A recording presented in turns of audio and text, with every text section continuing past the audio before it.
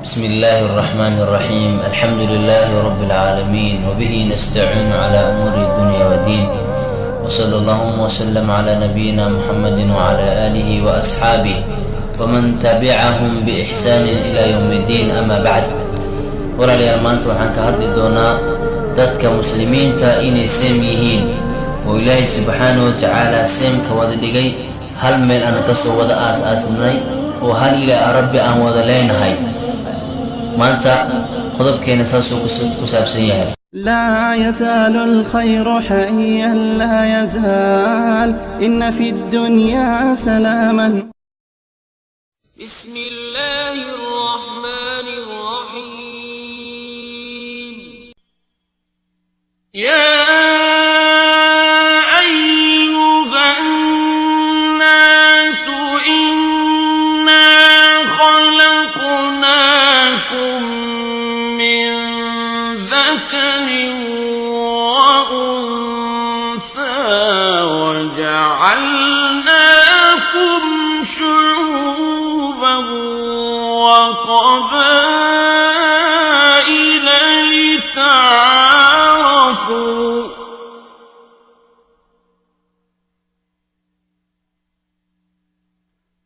إن أكرمكم عند الله أتقاكم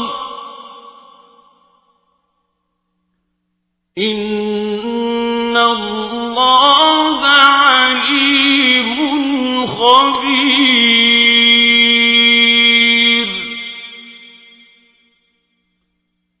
يا أيها الناس إنا خلقناكم من ذكر وأنثى وجعلناكم شعوبا وقبائل لتعارفوا إن أكرمكم عند الله أتقاكم إن الله عليم خبير.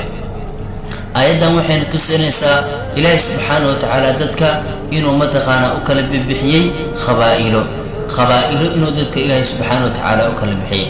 qabiiladaasna mataqaana wax isku qeybaha loo kala bixiyna ma aha in mataqaana la isku dilo, ma aha in la isku faano, ma aha in la isku liido, ma aha in la isku caayo, ma aha.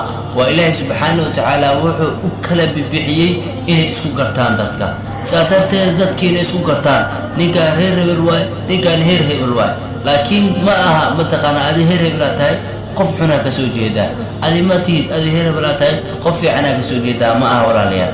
qofkan waxaa laga yaabaa inuu yahay asiga qof fiican. haddii mataqaana hal qofood reerkiisa ama qabiilkiisa hal qofood xun haddii laga arko oo la dhaho qofkaaniiti qabiilkiisa waa xun yihiin, gabadhiis lama guursado, wiilkeeda lama guursado haddii la dhaho, saa darteed waxa waaye islaamnimadaa meesha ka baxayso. marka walaalayaal wax kale ma aha, ilaahi subxaanahu wa tacaala litacaarafu oo dhahay isku garta, in laisku garto laisku aqoonsada bis waay.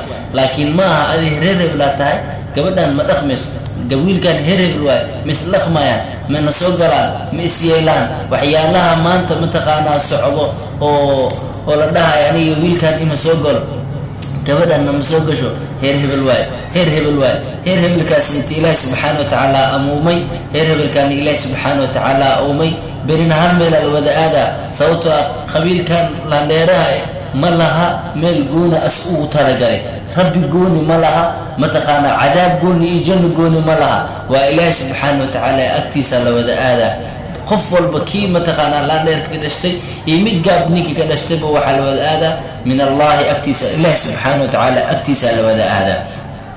walaalayaal aayadda waxay nu micnaynaysaa marka in dadkiina isku gartaan. markay isku gartaan ilaahi subxaana wa tacaala wuxuu kusii cadeeyey ina akramakum cinda allahi atqaakum. waxaa idinkugu karaamo badan uu dhahay ninkii ilaahay agtiisa cabsidiisa ay ku weyn tahay. ma aha mataqaanaa beri markii janno la tago ama markii ilaahay subxaana wa tacaala hortiisa la tago, ma aha adiga laandheeraa aheedee xagga mar janno gal, adiga laangaabaa aheedee naar gal, adiga cadaabta gal, qof isdhehaysa male. qof walbo waxaa maalintaasiiti xisaabi doono ama maalintaasiiti ilaahay subxaana wa tacaala ka hadalsii doono, xibnihiisa ilaahay subxaana wa tacaala ka hadalsii doono. saa darteed waxaa loo baahan yahay dadka muslimiinta waxaan ku boodaadinaa inay waxyaalaha iska dhaafaan oo qalbiga ugu jiro. ilaahay subxaana wa tacaala ilaahay qalbigaagu fiirina, qalbigaaga ha ku jiro islaamnimo.